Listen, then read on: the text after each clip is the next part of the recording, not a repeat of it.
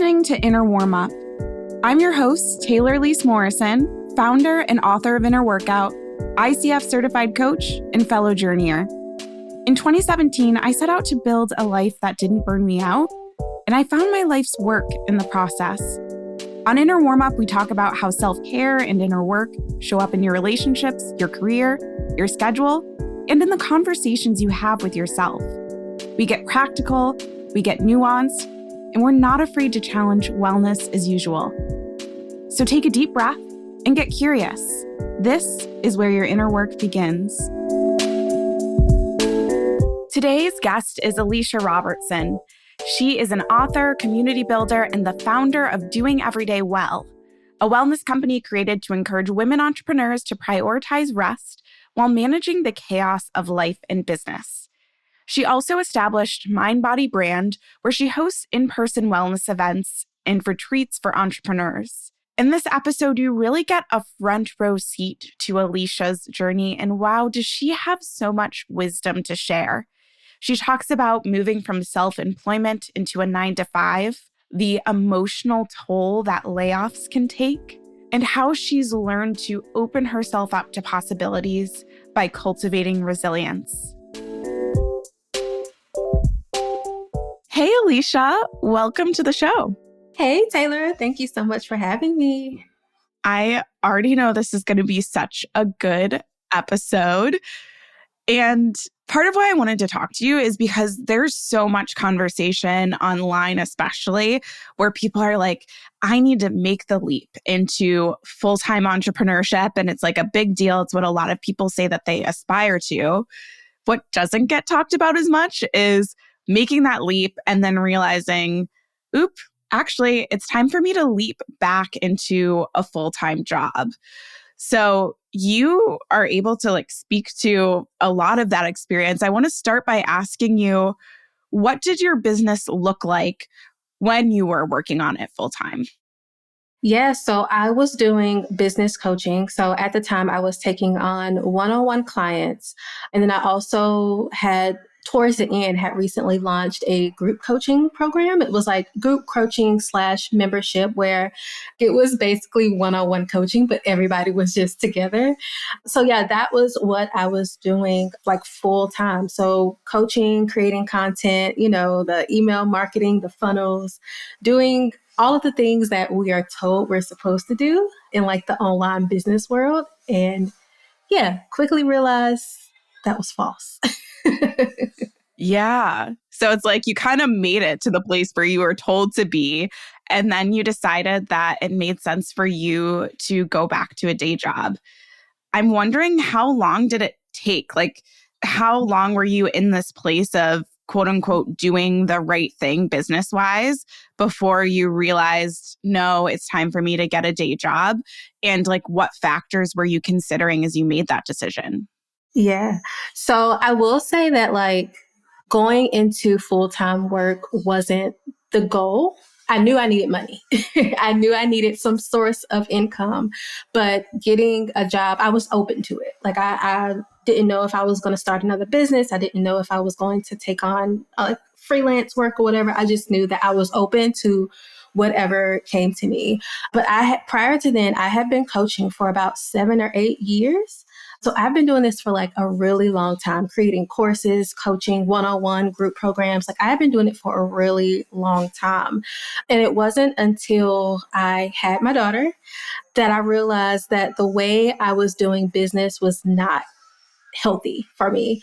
I really struggled with postpartum depression after I had her, learned that I had something called premenstrual disorder, or PMDD is what it's often referred to as.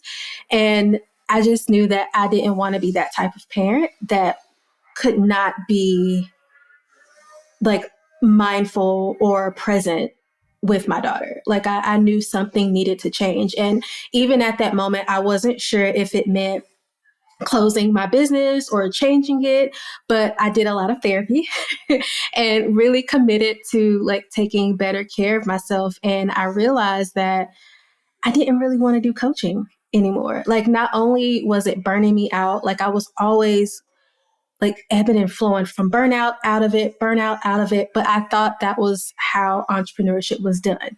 Like we're told you work, you don't eat. Like we're often told to keep going, be bigger, do more, be better. And I just thought that that was the norm. And it wasn't until I really got serious about taking better care of myself that I realized one, the way I was doing business was not sustainable, especially for the place my mental health was in, and also just the type of like parent I wanted to be. But also, too, I just was over coaching. And I had great clients, everyone was getting value out of what I was offering, but it started to feel more like a chore than anything else. And I know from past experience, if I get to that point, there's no turning back. Like I feel like my season has ended and it's time to like move on to something else. So the October of that year, I closed down my coaching program, closed down coaching one-on-one sessions, like closed everything down. And I didn't know what I was honestly going to do next. Like I just closed it down and was like, all right, life, help me figure it out. And thankfully, again, I was very open to whatever came next, very open. And the way I got the position, my full-time job after that was very divine because it was like a friend of a friend recommended me. And, I didn't have to really like put in that typical applying to jobs and having the long, like edited resume. I didn't have to do all of that, but I closed my program in October. And by, I think it was end of March, April, I was working full time. Wow. So I love that that all worked out for you. And that word that you just kept repeating was like openness. You realized the situation you were in wasn't working and you were open to different possibilities. And I know as like a fellow entrepreneur, it's so easy to be like, well, I envisioned it this way. And especially like you were saying, you were doing what everyone was telling you to do. And you're getting clients and you had people. So then what we're told is, yeah, you just double down on it. Like it's not working. Well, you need to show up more where you need to do this more. And so kudos to you for pulling back and being open to something else and having this opportunity fall into your lap. I'm wondering, because part of why I wanted to talk to you is because you're another entrepreneur who also cares about mental health and well-being and integrates it into your work. And you have a level of awareness that not all founders have. I'm wondering, what did you notice about the shift in your own well-being when you stepped out of self-employment and then found yourself back in a place where you were on someone else's payroll? Yeah, I noticed that I was not stressed first and foremost. Like, with entrepreneurship, it's like, all right, what do I have to do to like make this certain amount of money by this certain amount of time? And I'm not going to lie, having a paycheck guaranteed every 2 weeks is an incredible feeling. Like if I show up at 100% one day, if I show up at 85%, 45%, I'm still going to get paid. Like as long as I do my job. So there was like, honestly, like a lot of relief that I didn't even know that I was holding had just been like released off of my shoulders. I truly feel like I needed that break, both mentally and emotionally, so that I could think clearly about what I really wanted to do next, if I even wanted to do anything new after that. So I really did feel more clear. I felt like the weight of the world was like lifted off of my shoulders. And I know this is going to sound weird, but like I also felt, I don't want to say like a real adult, but I felt very like, oh girl, you're doing it. Like you have a plan. Like you have this steady income coming in. Like it felt really good to be out of that like feast or famine mode that we often feel in entrepreneurship.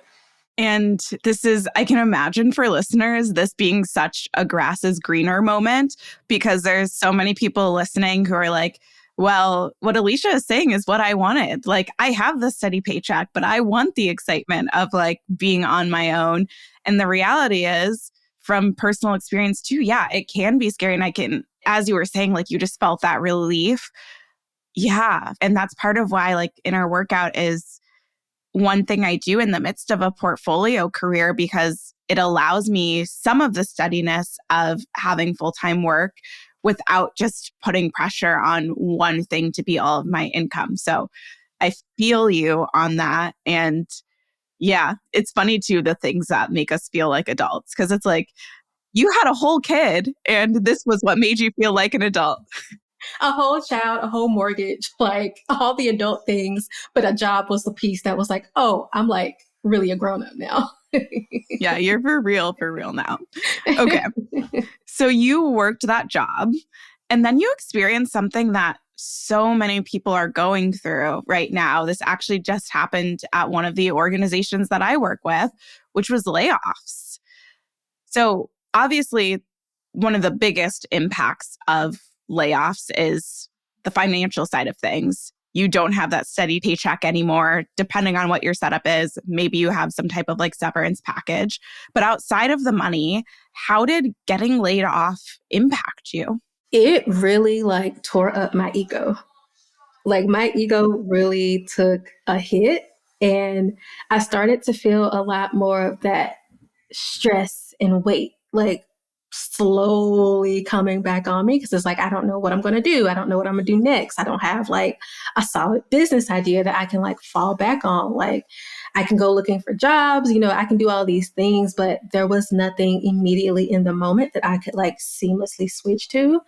And yeah, my ego was just tore up. Like I've always prided myself on being a quitter.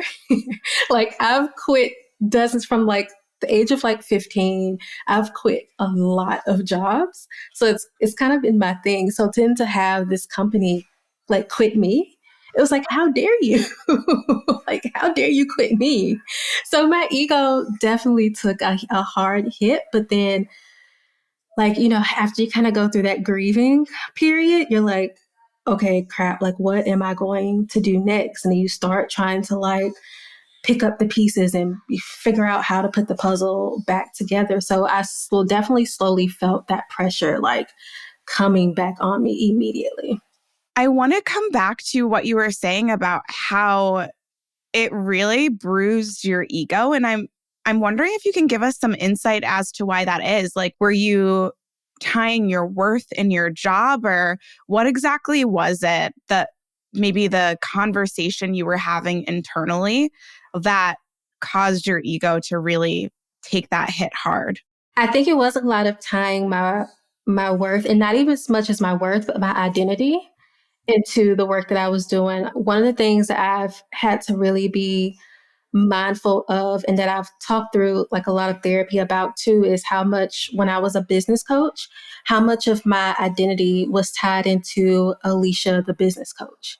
So when I let that go, it was almost like, I don't know who I am. This is what I've been doing for so long. I don't know what I'm supposed to be doing. Like, how do I present myself now if I don't have this title or these credentials or these programs and things?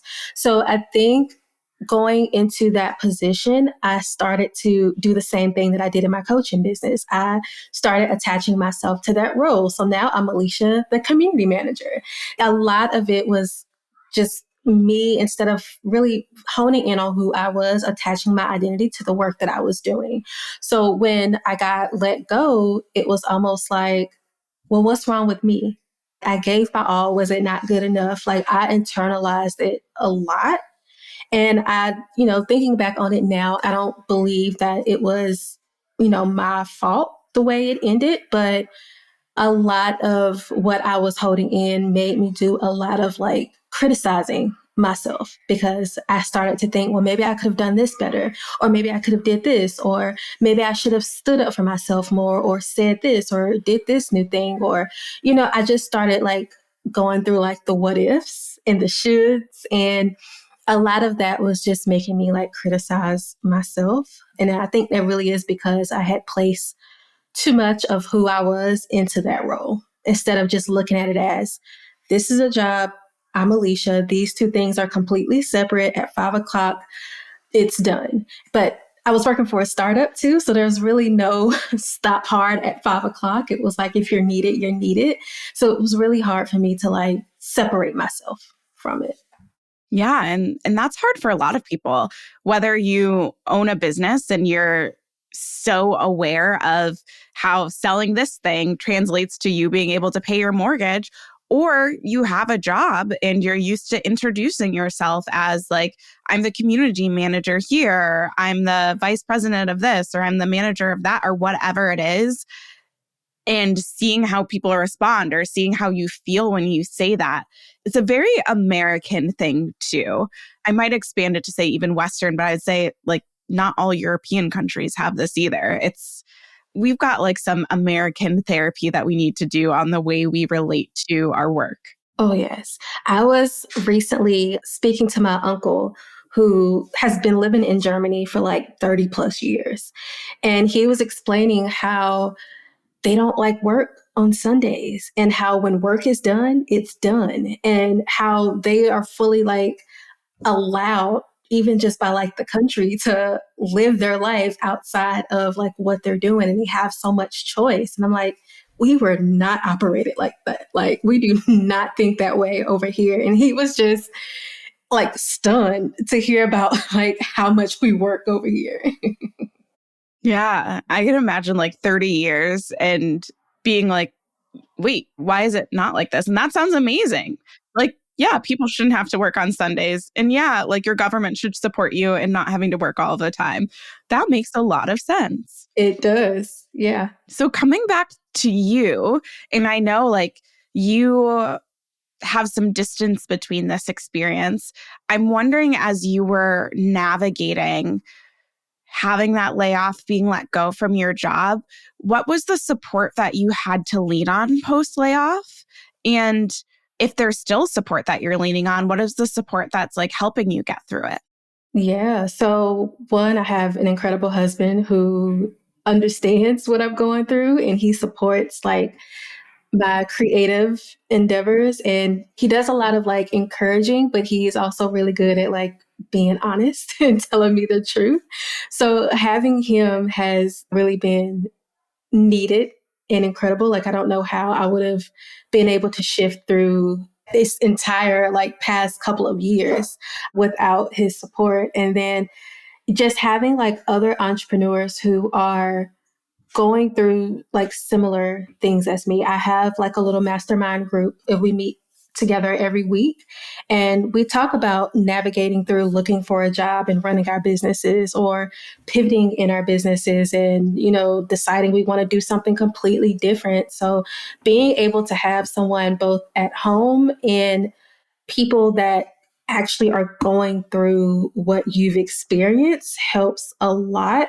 And not even just the business side of it. So, not like helping me look for a new client or helping me to do this, but having those people who are like emotionally like understanding, like those people who make you feel like you're not crazy for feeling the way that you do, and who are also not trying to like invalidate your feelings. Like, everyone I have around me truly lets me know that what I'm going through is normal. It's what a lot of people experience, but they also encourage me to keep pushing forward so that I'm not mentally stuck in that old space.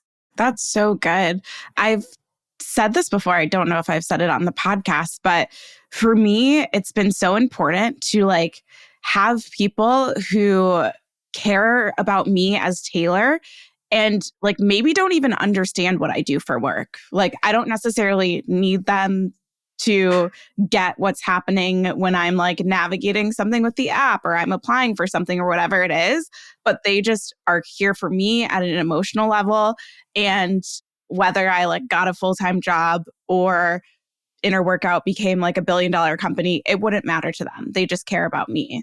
And then on the other side of things, I like having the people who like get it when I'm talking about, do I need to switch payroll providers or is it time to like do this thing tax wise, that can understand what I'm talking about and also see me as a person. So like having some people who get you as a person and get you as a business owner and a person has just been so supportive.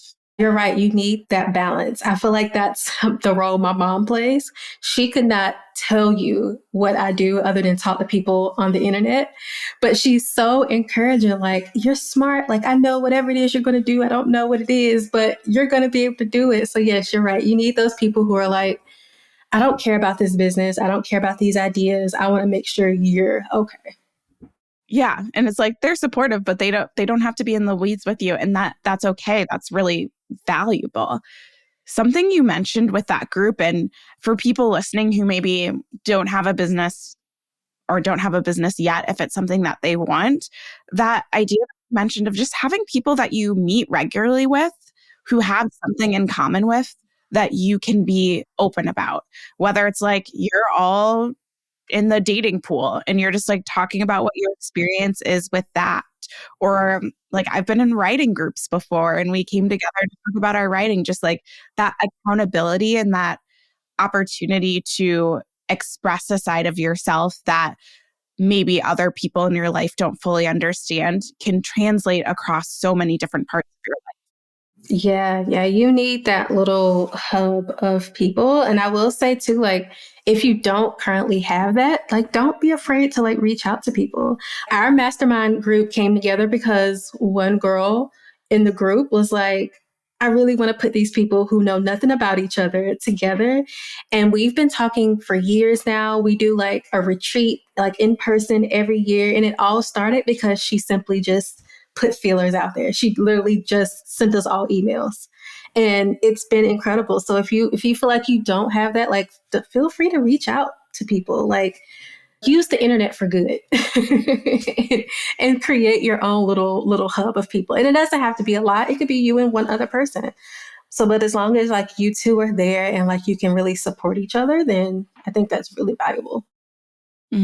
That just happened to me where I was on like a Zoom networking thing and someone messaged me. She's in the Chicago area too and ended up getting coffee. And then she's like, you know what? I have had this idea for a book club. Would you want to be in it with me? And she put it all together. And next month we're having our first meeting. And it was just from being like, we have like good vibes on the Zoom call. Let's see where this goes. Yeah. I love it, especially when it just clicks. Exactly. You mentioned something in this group about being able to talk to them as you pivot and as you're looking for full-time jobs or whatever it may be. And that's something that I really appreciate and admire about you is that you're willing to pivot. You mentioned it before. You're like, I'm a proud quitter.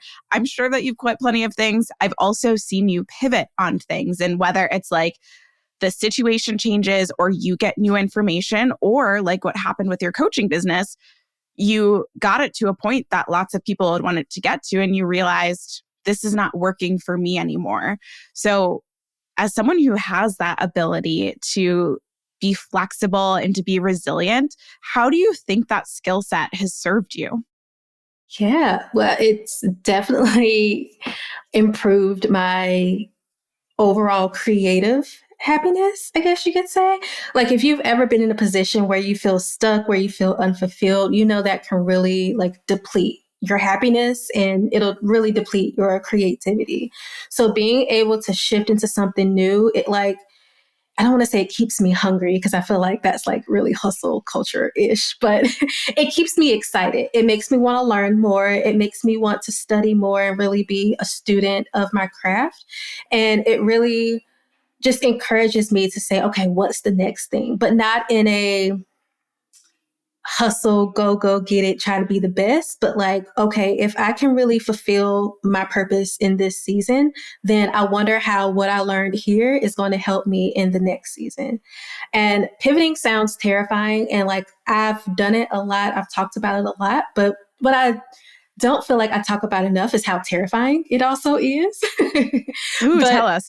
yes, oh God, it is terrifying. Like I wrote something not too long ago how like, yes, outwardly I make these pivots and these shifts and it seems so seamless and like everything is well branded. But like behind the scenes, I am questioning myself 1,000 times a day if it's worth it, if I'm making the right decision.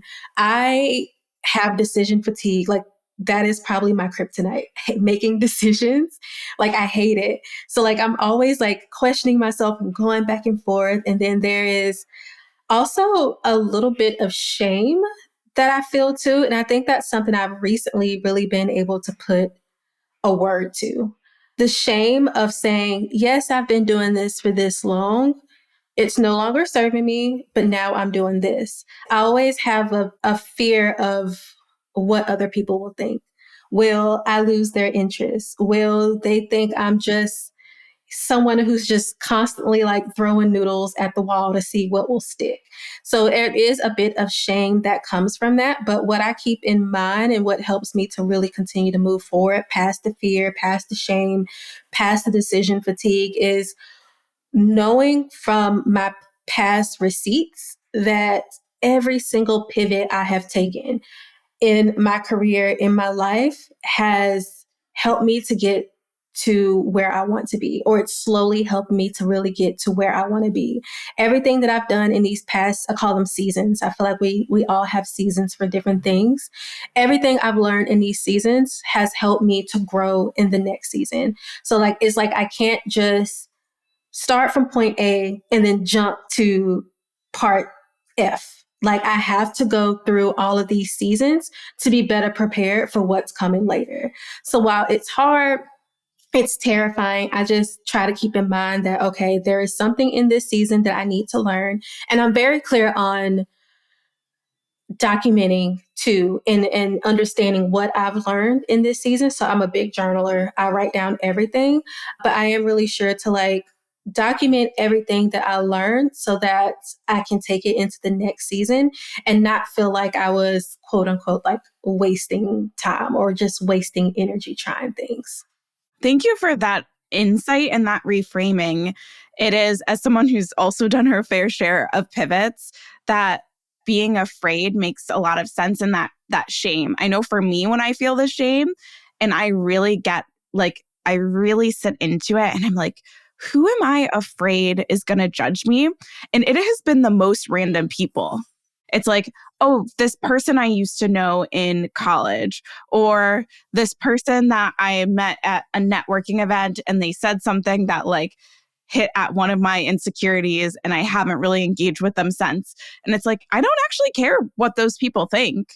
Like, I'd much rather be true to what I know I need to do. So interrogating like that shame, I think, can be really freeing to both sit with it and then realize, oh, maybe I don't have to be as ashamed as I thought I needed to be. The other thing that you said that I wanted to just highlight is, and tell me where I'm wrong, but it sounds like you don't always know what the lesson is. And you don't always know how it's going to build into the next season, but you're trusting that it will. Is that right? Yeah. So I'm like I said, I'm a big like documenter. So I'll write down everything in this current season, but it's not like, oh, I did this one thing. Now it's going to help me in this other thing. Like half the time I have no clue, but I just know from like experience that I can take little nuggets and be able to apply it to whatever I'm doing next. But I never really know what is going to be taking from like the past season. Sometimes it's just like a mindset shift that I'm taking into the new season. Sometimes it's a mistake or a failure or wasted money or it could be anything that I've taken into this new season. I can say for like an example from coaching, it was definitely my need for rest and unlearning everything, literally everything that I had been taught about how to run a successful online business. I had to let a lot of that go. I had to get back to knowing like who I was and building a business that better fit my new lifestyle. When I started my business originally, I wasn't married. Like I was single, I didn't have any kids. And towards the end of like me closing my coaching business, I'm now married. I now have a whole child. Like I'm in a different spot, like in life. I needed to shift into that next version of me, but I was still just holding on to the past because I was so used to it. So yeah, you never really know what you've learned that you're going to take into the next season, but I promise you it's always something, even if it's something as little as the way you view or react to certain situations or certain failures or certain customer problems, whatever it may be. It could be something as small as that, but you're definitely going to need that at some point as you continue to grow. That's a good reminder. It sounds like documenting things makes that easier for you to see some of those themes. I'm wondering what other advice you would give to people who hear you saying, like, okay, Alisha can pivot. She's flexible. She's resilient. I want that for me. What advice would you give to people who want to cultivate that skill set too? Whew. I would definitely say one, don't feel like you have to rush it. A pivot doesn't mean like a hard pivot, like I'm gonna stop this one thing and tomorrow I'm waking up and I'm completely changing my life. It does not have to be that serious. But I would start to again, I'm a big journaler. If you're not a journal type of person, maybe doing like some recording voice notes, doing something to where you can kind of get all of your thoughts out of your head. But just thinking about, okay, what is it in this season that is not bringing me joy? What doesn't feel aligned with my life right now? What does not feel aligned with what my ultimate goal is? And then start thinking on the opposite side of those questions. Okay, what would bring me joy? What would get me closer to like my ultimate goal? What would, make me feel more fulfilled and more excited to get to work or wake up every morning? And just start piecing together those little pieces of the puzzle. Like start putting it together. And I will say, if you're afraid to pivot and you're wondering how to be resilient, I think a lot of people struggle with pivoting because it feels so final. They're like, I made a decision. If I don't make the right decision, that I can't change, like I'm stuck. That's not true. Everything in life is an experiment, especially entrepreneurship. So if you are afraid that you're going to pivot into the wrong decision, just know you can always go back.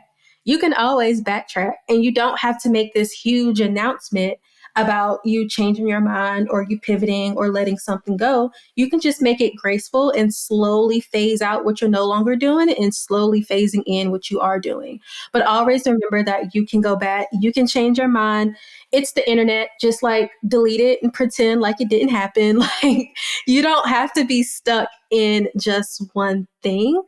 And then as far as like the resilience part of it, yes, you want to make sure that you are moving into something that you find joyful, you find fulfilling, but try not to get so caught up in, I would say, other people's opinions about what you're shifting into, because not everyone else is going to understand your vision or your goal. And that is something that I will say has helped me back a lot when it comes to pivoting and just made the process a lot harder, is because I put so much weight into what other people thought and put so much weight into other people's opinions about what I was doing.